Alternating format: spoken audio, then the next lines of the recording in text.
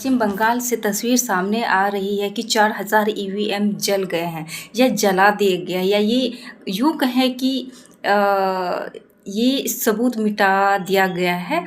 बंगाल चुनाव का ये ईवीएम है बताया जा रहा है। तो क्या ये एक साजिश के तहत है कि सबूत मिटा दिए जाए, और इस पे बहुत बड़ा सवाल पैदा हो रहा है और शक पैदा हो रहा है। तो इस पे चुनाव आयोग को जवाब देना चाहिए, आखिर इतनी तादाद में ईवीएम कैसे जल गया, क्या वजह है, वो भी सरकारी बिल्डिंग में, और वो 24 घंटे मतलब जलता रहा। और ये अब बुधवार का न्यूज़ है कि बुधवार को ये जला है, लेकिन ये कल यानी 12 जून को ये सामने आ रहा है कि ईवीएम जल गया है। इतना लेट से न्यूज़ सामने निकल के आ रहा है, तो कहीं ना कहीं ये शक पैदा करता है कि इसे जानबूझकर तो नहीं जलाया गया है, ताकि किसी तरह का जांच पड़ताल अगर हो तो वो चीज़ सामने ना आए। तो ये बहुत बड़ा एक लोकतांत्रिक हत्या बोल सकते हैं कि ईवीएम के माध्यम से लोकतांत्रिक हत्या किया गया है।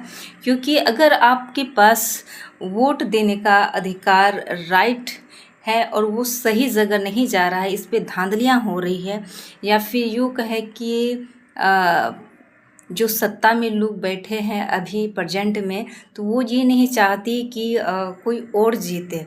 तो अगर इस तरह से अगर ये चल रहा है, तो ये आने वाले समय में ऐसा एकदम लोकतांत्रिक देश ये बचेगा ही नहीं। क्योंकि कोई एक ही पार्टी अगर जीतेगी या फिर वो ज़बरदस्ती खुद को जितवाएगी, तो इस पे तो शक पैदा होगा ही। और इससे ये होगा कि आपके पास इसके बाद अगर एक ही पार्टी हर राज्य में होगी या चलाएगी, तो इससे तो यही होगा कि यहाँ पे डेमोक्रेसी ख़त्म हो जाएगी, क्योंकि इसका तो वोट ही नहीं होगा।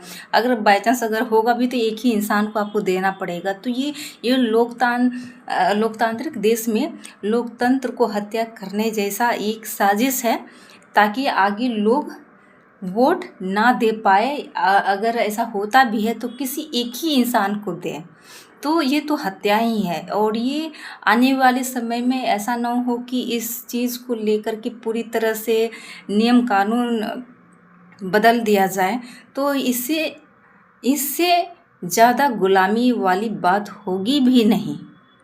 अगर अभी भी अगर इस पे सवाल पैदा नहीं होता है, सही से जांच नहीं किया जाता है, पता नहीं इस देश किस गर्त में जाने वाला है, समझ में नहीं आ रहा है।